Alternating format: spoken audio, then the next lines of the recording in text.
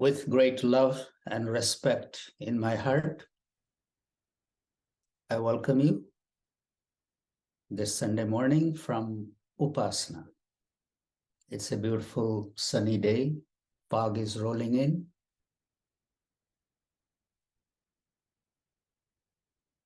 Before we begin, let's just take a moment to arrive. So wherever you are, just pull back, settle down, straighten your spine, open the shoulders, lighten your mind, and close your eyes.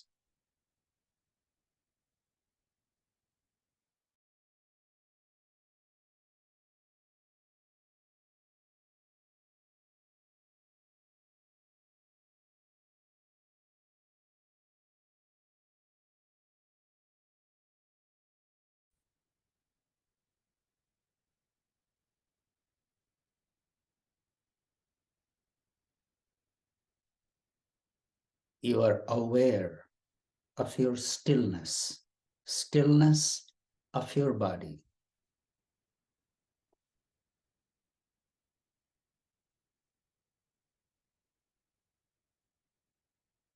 Watching the breath flowing in and flowing out.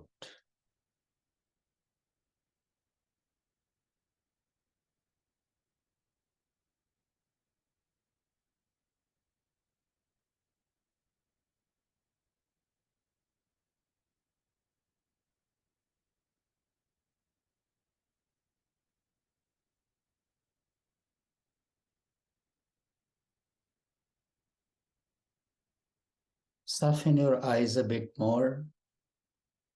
Soften the whole body. Continue to keep your attention on the breath.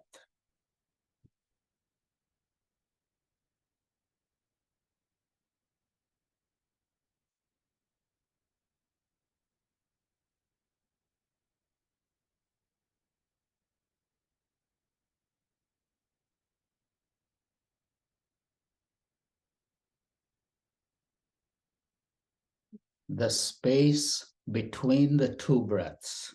You have breathed in. Before you begin to breathe out, there is a little space. After you have breathed out, before the next breath comes in, there is a little space.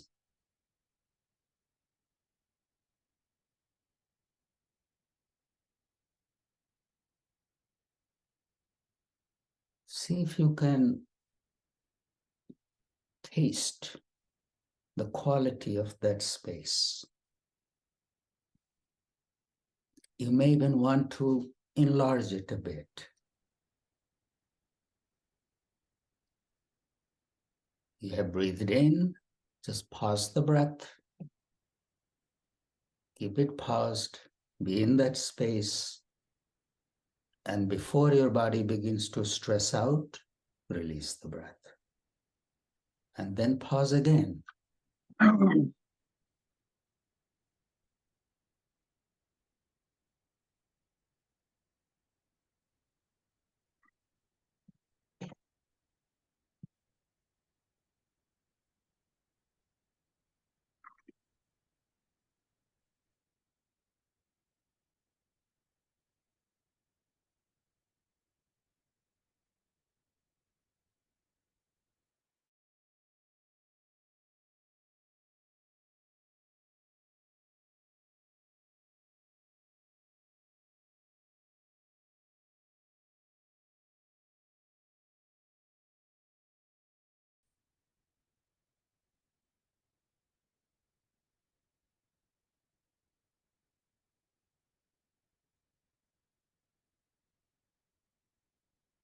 Let's open our eyes. Thank you for taking that little time.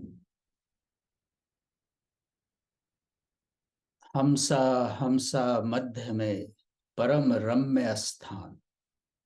Baba Kinaram says, between hum and sa, or between so and hum, there is a beautiful space. So is the sound of breath coming in, hum is the sound of breath going out. Many people meditate with Soham mantra. Between the in-breath and the out-breath, there is a beautiful space. That space has no quality, no attribute. It's absolutely full and it's absolutely empty.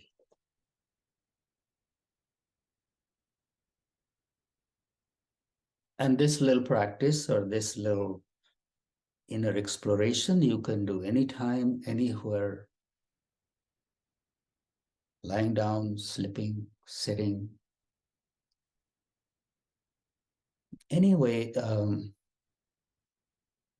someone was just asking me the other day, Babaji, what is the source of your teaching? Where does it come from?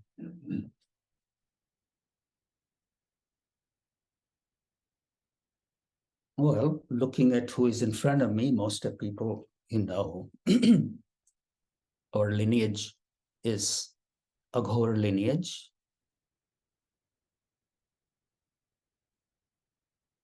Aghor is really not a tradition, not a religion.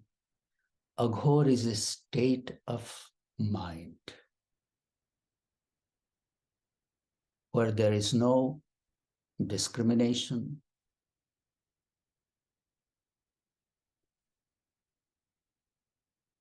There is no two. Seeing the divine in everything is our path, is our goal. Including yourself, seeing that sacred presence within you and in the person next to you and everything around you, seeing that presence everywhere is the essence of Aghor. This lineage starts from Adi Yogi, Lord Shiva, who is the father of all the yogas. Starts from there. Then came Baba Kinaram, 16th century realized being. Baba Kinaram was an enlightened master, enlightened being. Miracles used to happen left and right all around him.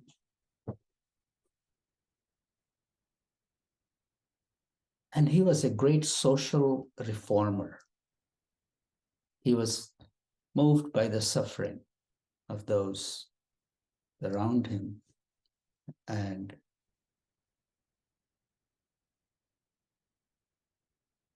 the teachings that he gave were very simple, practical teachings, and always reminded people to pay attention to your own wholeness. You are whole. You are that you are seeking, that you are worshiping. You're not separate from that. Connecting with your fullness and engaging in the world with a sense of service, serving those in need. When Baba Kinaram was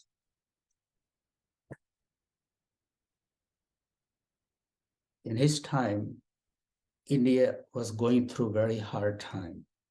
There was the rulers who were putting tax on people who were not converting to the religion. And the priests, the Brahmin society, was also very harsh on the people. If they made any mistake, they had to do very arduous penance and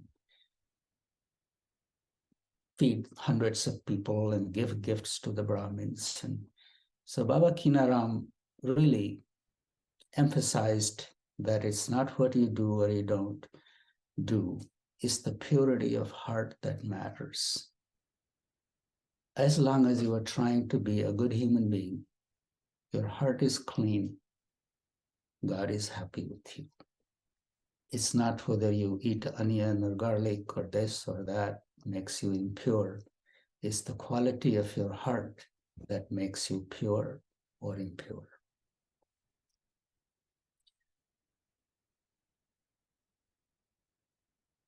In these times, my guru, Aghoreshwar Bhagwan Ram, he is also known as a great master. He left his body in 92. But in his lifetime, he put lots of emphasis on social service, helping those in need. Some people have Googled Aghor on the website and then call me a Babaji. Aghoris do all these kind of practices. Do you do those practices? I said, no. Principle is the same, practice is different. In olden days, Aghoris will go to the cremation grounds and embrace things that were neglected or shunned or feared by others. They will embrace them. Why? As long as there is a notion of pure and impure, even you are afraid of something, there is duality. How do you remove that duality? By coming closer, by embracing it. In the darkness, you see something, you see a rope, and that rope looks like a snake, and you begin to react as if there is a snake. You come a little closer, be careful, come a little closer. Then you see if it's a snake, then be a little careful and move along. And if it's a rope, it's a rope. Lots of times, whatever we are afraid of, whatever we are making a judgment about, we really do not know much about it. We just create some images in mind and we start reacting it. Aghor is all about coming closer, seeing. So we don't go to the cremation ground to face our fears. We don't imbibe things, disgusting things to face our disgust. The truth is, whenever our mind is in duality, as long as we are working on that, no matter where you are doing the Aghor practice.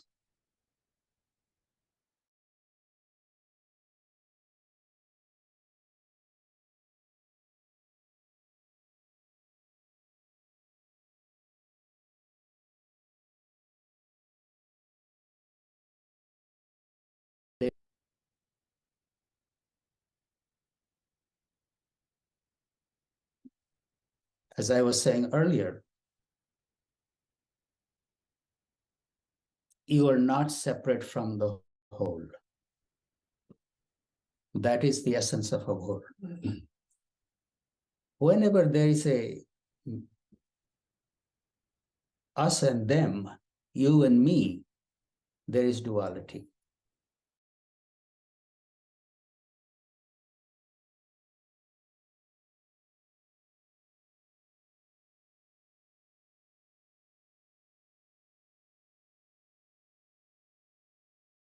You're really angry at someone, you invest so much energy in that emotion.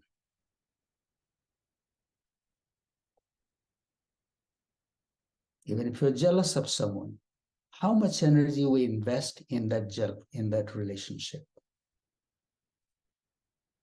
Aghor practice is to free yourself from that duality.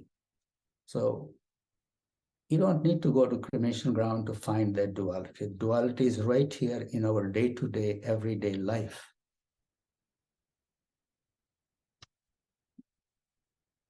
become aware of one of these negative emotions,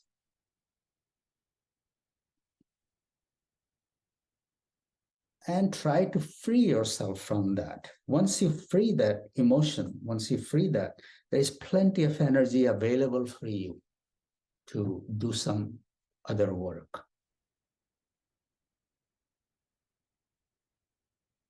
We are angry at someone, that's within our control to change it.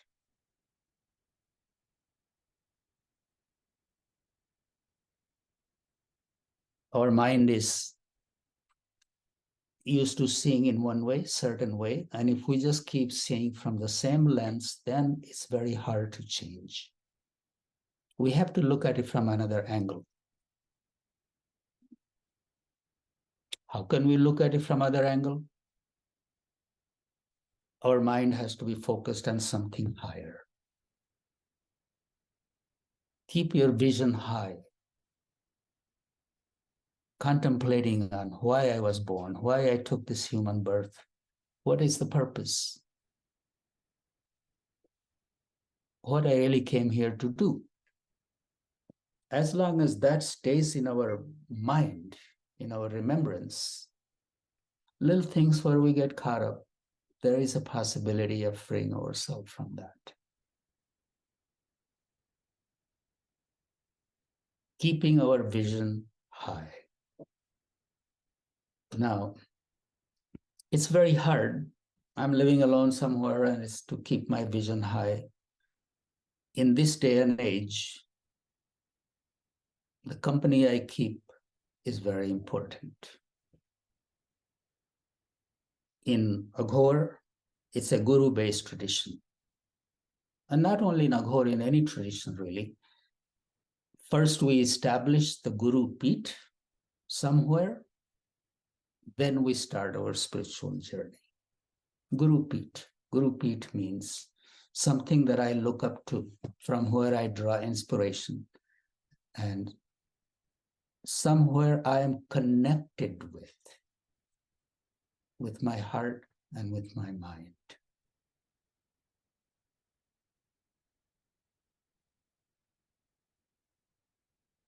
Having that inner connection keeps us from floating away. Nowadays, in this day and age, there is so much information, so many different paths in spirituality and so many things. And we take a little from here, a little from here, a little from here, and it all becomes something very different. If you want to walk straight, it's better to walk on one path. All paths are good, but you choose one. And wherever you have established your Guru Peat, that is your path. And then you walk in a straight.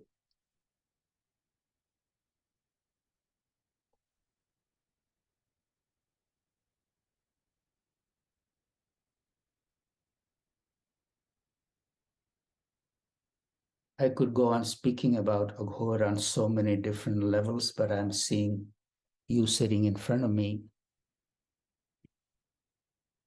I don't want to keep on going, but just the purpose of this little introduction was that whatever I say is, I'm not just pulling off my head.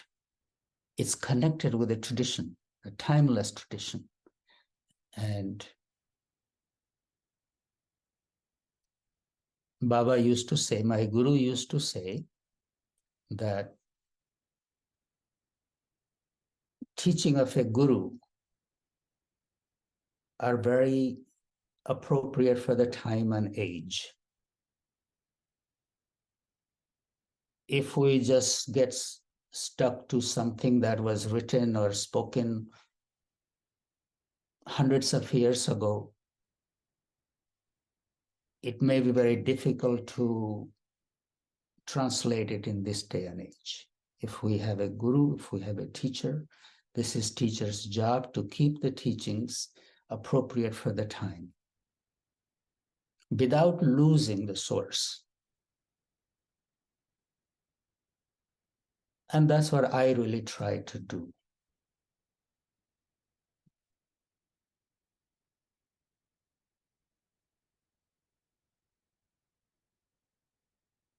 And it's a very sweet work to keep connected with his ancient lineage and those teachings and try to translate that for this day and age.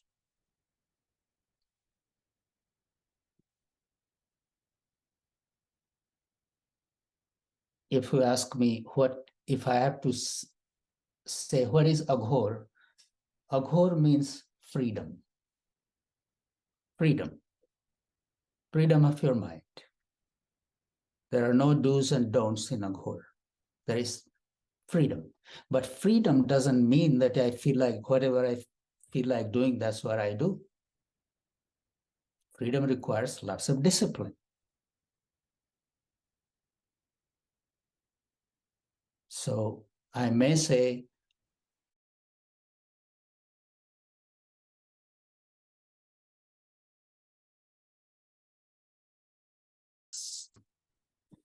inborn nature, it's simple and it's easy to walk on. This is the definition of Aghor. Aghor sahaj hai, it's our inborn nature. Saral hai, it's simple. Sugam hai, it's easy to walk on. So sounds very nice, but it requires discipline, inner discipline. It is the discipline that sets us free.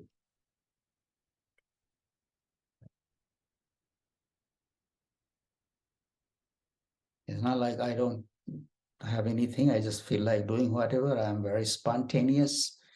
I just listen to my mind. No, it doesn't work that way. That mind needs to have a discipline. Then it sets us free.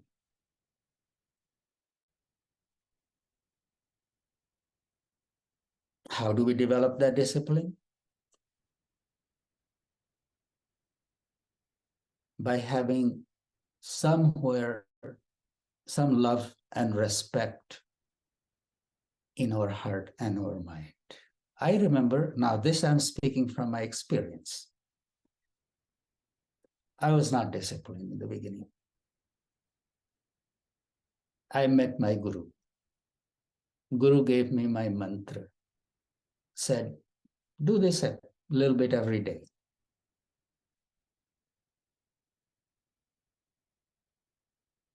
In the beginning, I didn't want to do it for myself, but I wanted to do to please my guru.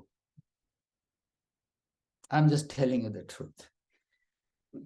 Even if I didn't want to do, but I sat down and do because of my love for my guru, love for Baba.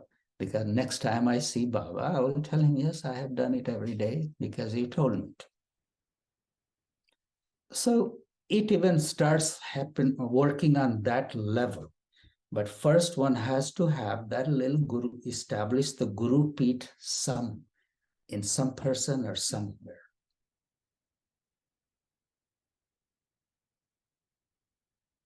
And the ingredients of establishing guru peeth are love and respect. Have somebody in your life that you can be hold accountable.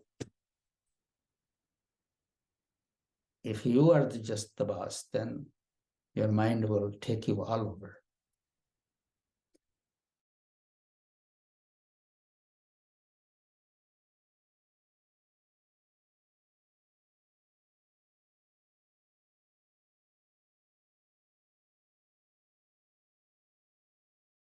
Or no, the real guru is within you, your own higher self. A guru in a person is just a symbol of that, the real guru that is sitting within you.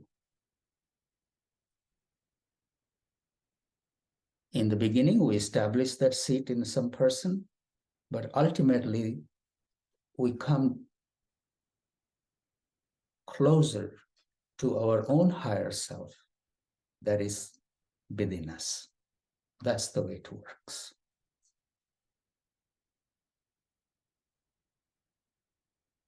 Whenever there was a little weak moment in my life, I need a little support, I will think of my Guru, that Baba's blessing is with me.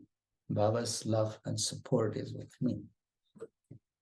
Just holding that thought, I would engage, make effort, and I will succeed. So having that presence in our life gives us that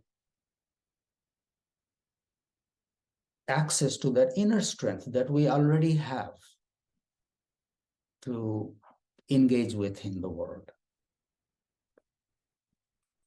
Although I have the strength, but because of the doubt, because of the fear, I do not access it. But having my love and trust somewhere else, in someone that I admire or have some relationship with, it helps that way. It always did too for me.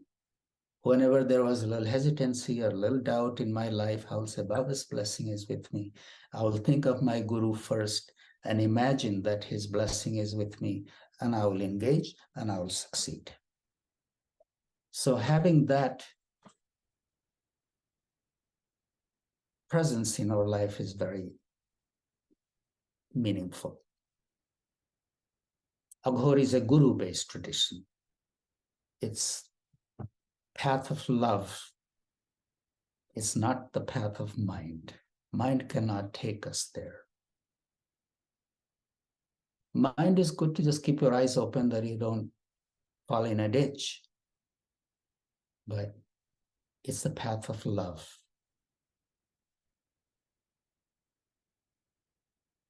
When our heart opens,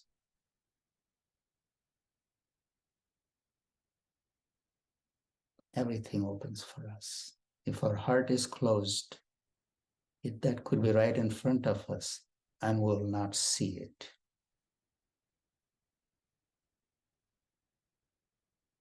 In olden days, they would say Aghor masters. Aghoris were known to do miracles and they were healers and people were afraid of them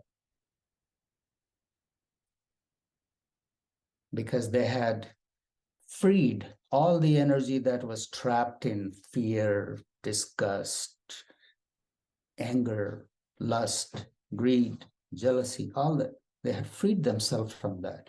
So whenever they freed themselves from that, all that energy was accessible to them to redirect in whatever direction they wanted.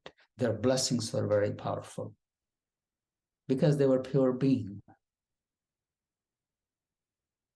And we all can be that. We all can give people blessing from a place of purity. We don't bless people to impress them or to win over them or nothing.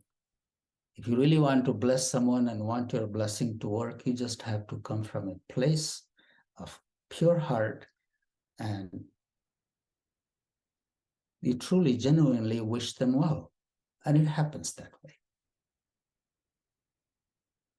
Bless people with no agenda. Bless people not because you are expected to do that. It becomes your second nature. You wish them well, and they become well.